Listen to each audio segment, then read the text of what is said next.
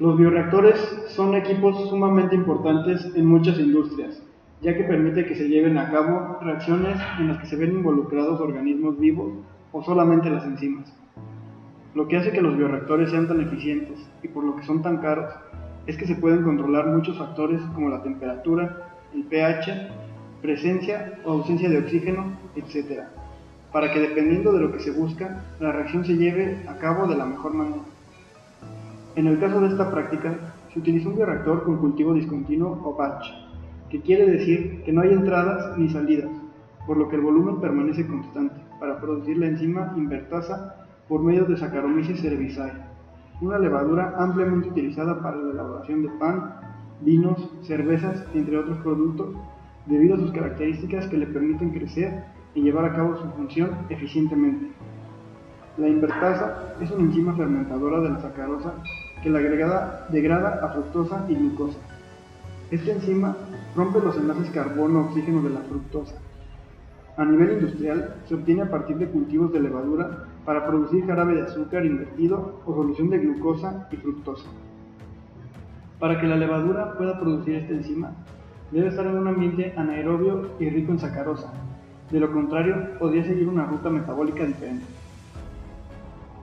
Finalmente, una vez que se deja que se lleve a cabo la reacción, es importante saber qué tan eficiente fue, y para eso se usan los métodos de cuantificación.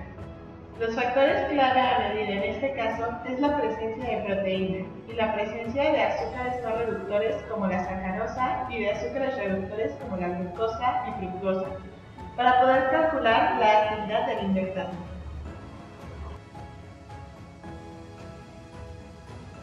El presente video tiene como objetivo el poder mostrar los conocimientos prácticos adquiridos para poder producir una enzima extracelular por medio de una fermentación con células libres en medio líquido. Como objetivos específicos, se puede ver a lo largo del video la producción de la invertasa con células libres de levaduras en un cultivo sumergido, así como el monitoreo y la obtención de la cinética de crecimiento de biomasa, de consumo de sustrato y de producción de enzimas. Además de esto, se determinó la actividad catalítica de la invertasa. Bioreactor BioFlow Celigen 115 es un bioreactor fermentador compacto en donde puede ser ocupado con flujo continuo, discontinuo o semicontinuo, en el cual se puede controlar pH, oxígeno disuelto, agitación, temperatura, bomba de alimentación y antiespumante. Tiene compartimentos para inoculación, adición básica y ácida, un termopozo para un detector de resistencia a temperatura, prueba de espuma, un burbujeador, un tubo de cosecha, un tubo de muestreo, un condensador de escape, oxígeno disuelto y electrodos de pH. La centrífuga está diseñada para centrifugar tubos Falcon. Como cualquier otra, es necesario colocar un contrapeso. Resultó esencial para la preparación del inúculo y para el método de Bradford en las muestras. El espectrofotómetro es un instrumento usado en pruebas químicas que sirve para medir la longitud de onda y cantidad de intensidad de luz absorbida después de pasar a través de una solución muestra. Gracias al potenciómetro pudo medirse el pH de las muestras y calibrar nuestro bioreactor al pH requerido para una mayor producción de proteína. La sonda del pH presente en el equipo mide la actividad de los iones de hidrógeno mediante la generación de una pequeña cantidad de tensión en el sensor y el tubo de referencia. El medidor de voltaje convierte un valor de pH y la muestra en la pantalla digital, permitiendo así la cómoda medición de cualquier líquido. Utilizamos la bomba de vacío para poder medir el peso seco, que nos ayudará a conocer la cantidad de biomasa presente en el estudio. La cámara de Neubauer es un aparato de conteo de vídeo óptico especial de precisión. Se utiliza para contar células u otras partículas en suspensión bajo el microscopio. Una gruesa placa de cristal con forma rectangular de unos 30 por 70 milímetros y 4 milímetros de grosor. A nivel central, donde se realiza el conteo, se encuentra una retícula cuadrangular que mide 3 milímetros por 3 milímetros, subdividida en 9 cuadrados de 1 milímetro cada uno.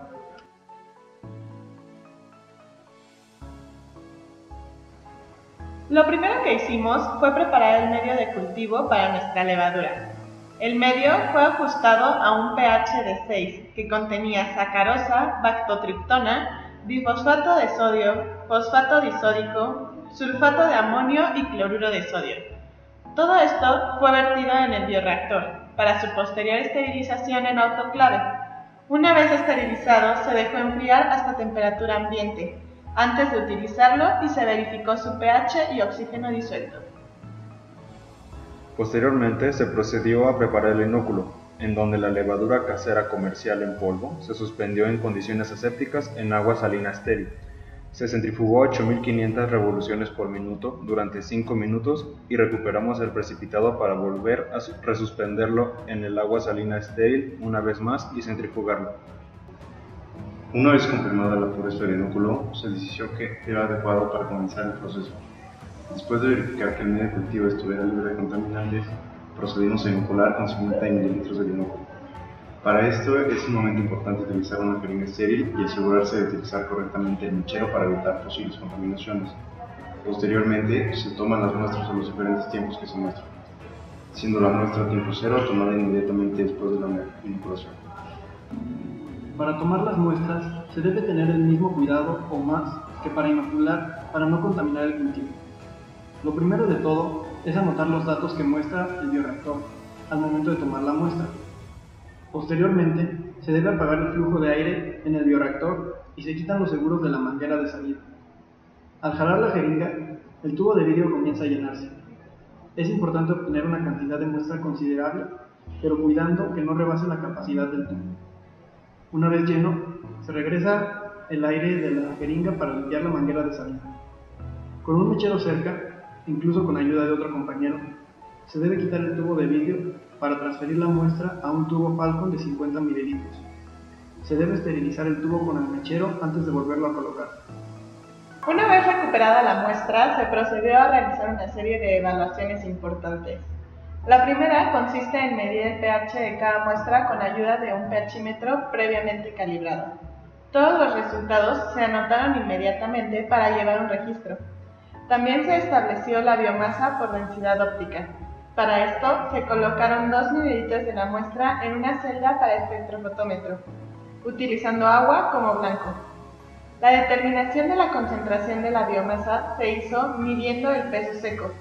Esto gracias a la ayuda de un sistema de filtrado con bomba de vacío, en donde fue necesario humedecer el filtro con agua destilada antes de agregar 1 mililitro de la muestra. Esto se hizo 3 veces para un total de 3 mililitros. Al finalizar, se apaga la bomba y el filtro se coloca en su canasta de aluminio y se deja en un horno a 60 grados Celsius por 48 horas. Transcurrido este tiempo, se pesa el filtro y se calcula la diferencia con su peso inicial para obtener el peso seco.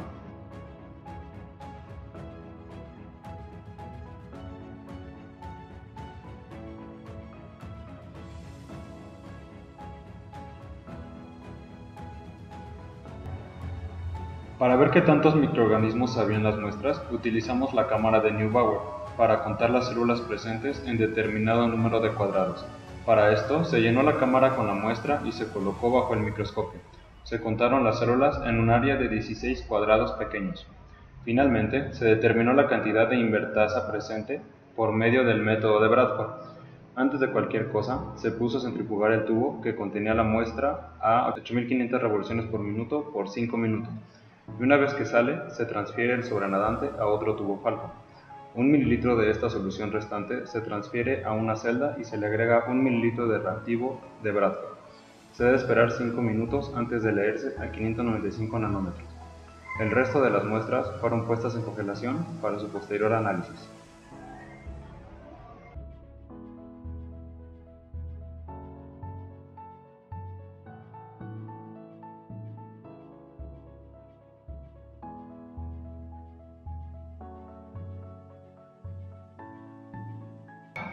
En nuestra última sesión se determinó la concentración de azúcares totales del sobrenadante libre de células mediante el método de Altrona. Este método permite la cuantificación de una amplia cantidad de carbohidratos. En presencia de ácido sulfúrico concentrado, los carbohidratos son deshidratados a corpales, los cuales se condensan con Altrona dando un complejo azul verdoso. Se preparó una solución de sacarose de 100 mg por litro, se prepararon 11 diluciones por duplicado, se añadieron 2.5 ml de Altrona por tubo, se agitó y se puso en frío. Se sometió a baño María por 10 minutos, se enfrió en hielo y se leyó a 650 nanómetros. Posteriormente se hizo una curva patrón con los datos obtenidos. También se midió la actividad enzimática del sobrenadante mediante el método del DNS, el cual es una técnica colorimétrica que emplea un procedimiento que se basa en una reacción redox que ocurre entre el DNS y los azúcares reductores presentes en la muestra, seguido de la determinación espectrofotométrica a 540 nanómetros de los azúcares reductores.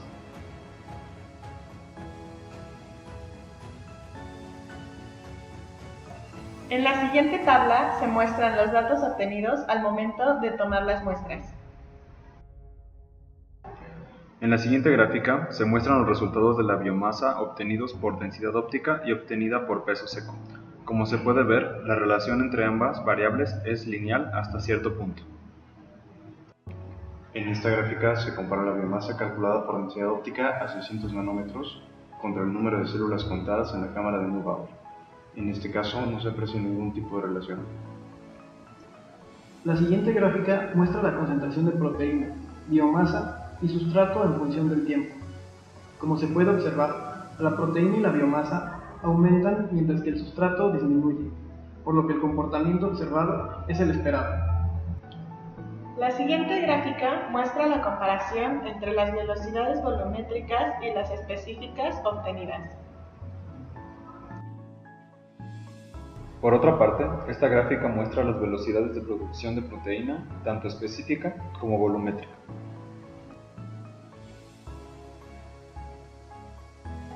Finalmente, esta tercera gráfica demuestra el consumo de sustrato.